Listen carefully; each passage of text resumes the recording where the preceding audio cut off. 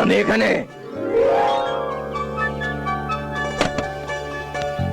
কি বুনো ষাঁড় দেখতে এসেছেন? ষাঁড় দেখতে কেন আসবো? আমি আপনার সঙ্গে দেখা করতে এলাম। আরে ওই হলো, সেদিন তো বাড়ি বয়ে এসে বলে গেলেন যে আমি একটা বুনো ষাঁড়।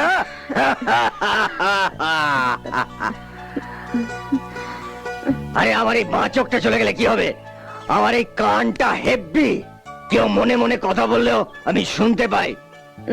আপনি সেদিন ওরকম করে কথা বললে আমার মাথা গরম হয়ে গিয়েছিল। সরি।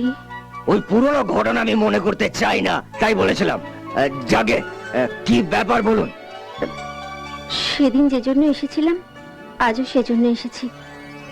সম্পত্তি নিয়ে কোর্টে কেস কাছারি হচ্ছে শুনে বড় মা ভাবছে আপনি কাউকে কিচ্ছু না জানিয়ে চলে যাবেন, আর আপনাকে দেখতে পাবে না।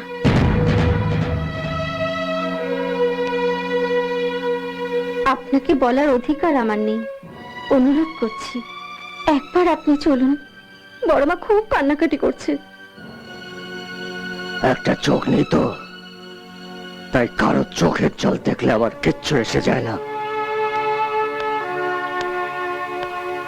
একটা ছোট্ট ভুলের জন্য বড় মাকে আপনি এত বড় শাস্তি দেবেন? আমি অনেক বড় শাস্তি পেয়েছি, তাই শাস্তির যন্ত্রণাটাও জানি। তবে আপনার বড় মাকে বলবেন যে তার উপর আমার কোনো রাগ নেই। তবু আপনি যাবেন না? ছেলের অধিকার নিয়ে ওই বাড়ির দরজায় কড়া নাড়তে এখন আমার ভয় হয়। তবে আপনাকে আমি ফেরাবো না, কারণ আমরা দুজনেই অনেক কিছু হারিয়েছি, অনেক যন্ত্রণা নিয়ে ছোট থেকে বড় হয়েছে। আপনার বড় মাকে বলবেন যে এই বুনো ষাঁড়টাকে দেখতে আসতে পারে, কোনো বাধা নেই। যাকে এবার বলুন যে আপনার ইঞ্জিন কেমন চলছে? মানে? আরে যেটা নিয়ে আপনি লেখাপড়া করেন। ও, ইঞ্জিনিয়ারিং।